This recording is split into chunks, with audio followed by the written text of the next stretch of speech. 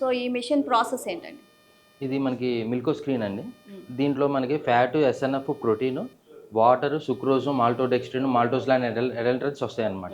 వీటికి కెమికల్ టెస్ట్లు అనేది మనం కన్ఫర్మ్ చేసుకోవడానికి ఈ కిట్ వాడతాం అనమాట. ఓకే. ఎటువంటి కెమికల్స్ కలిపారా లేదా అని చెక్ చేసుకోవడానికి గ్రౌండ్ లెవెల్లో కూడా. ఎందుకంటే మనకి గ్రౌండ్ లెవెల్లో చేసుకుంటే కానీ మనకి కన్జ్యూమర్ దగ్గరికి వెళ్ళేటప్పుడు క్లీన్ మిల్క్ వెళ్ళిద్ది అనమాట. Okay, perfect. సో అలాగే మనం ఈ కెమికల్ టెస్ట్లు కానీ ఈ స్ట్రిప్ మెథడ్స్ కానీ అన్నీ మనం ఇక్కడే టెస్ట్ చేసుకుంటాం. ఇవి స్ట్రిప్ మెథడ్ అండి. Okay okay.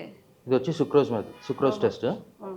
జస్ట్ ఇది ఇలా తీసుకొని మిల్క్లో ఒక 2 to 3 seconds ఉంచేసి ఓకే ఒకసారి వైప్ అవుట్ చేసి ఇక్కడ మనకి కలర్ ఇండికేషన్ ఉంటుంది. ఓకే. ఈ స్ట్రిప్ కలర్ ఇది నెగిటివ్, ఇది దాని కెమికల్ రీడింగ్ బట్టి ఎంత కలిపారు అనేది తెలుసుకోవడానికి. తర్వాత మనం ఇక్కడ ఈ కలర్ ఇండికేషన్తో మ్యాచ్ చేసుకోవాలి. ఏ కలర్కి మ్యాచ్ అవుతుందో చూసుకుంటే దాన్ని బట్టి మనకి ఎంత కలిపారో తెలుస్తుంది. ఇప్పుడు ప్రస్తుతానికి ఇదైతే నెగిటివ్ ఉంది. ఓకే. సో నెగిటివ్ అంటే ఏమొచ్చినట్టు?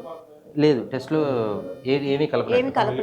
క్లీన్ మిల్క్ ఉన్నట్టు. క్లీన్ అన్నమాట, మిల్క్ ఫ్రెష్ ఉంది.